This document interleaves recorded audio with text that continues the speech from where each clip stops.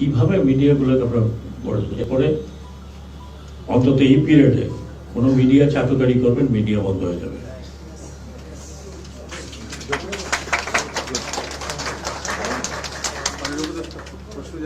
এক মিনিট, আমি আবার বলি, চাটুকারি মিডিয়া হবে, বন্ধ করে দেবো। অতীতে যা ছিল ছিল, ঠিক আছে, ওটাকে আমরা বন্ধ, কাউকে কোনোটা বন্ধ করতে অ্যাটলিস্ট আমি রেকমেন্ড করবো না।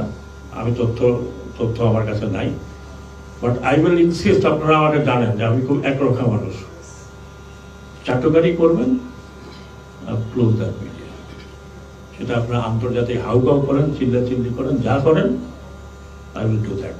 আমি আপনাদেরকে প্রমিস করতেছি, যদিও আমার বিষয় না, আমার বিষয়ও বটে, এই মিডিয়া আপনারা সত্যি ঘটনাগুলো তুলে ধরেন। আপনারা সত্যি ঘটনা তুলে ধরেন নাই। আপনারা যদি ওই সময় সত্যি ঘটনা তুলে ধরতেন যে কি হচ্ছে, তাহলে আজকে পুলিশের এই অবস্থা হয় না।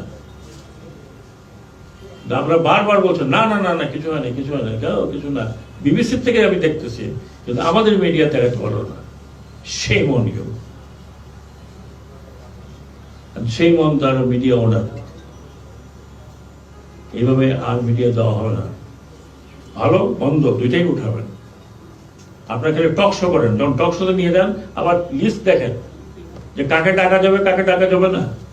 ও সাগর সাহেবকে টাকা যায় দুই তিন মিডিয়া, বাকিদের ডেকে না। আবার গেলে পরে তখন বলে, নিচে দিয়ে কমেন্ট আসে, আরে উনি তো অমুক পার্টির লোক। কোনো জ্ঞান গর্ভ, কোনো আলোচনাই হয় না। আটকায় গেলেই আমরা চলে যাই 1975-এ কি হয়েছিল, 1907।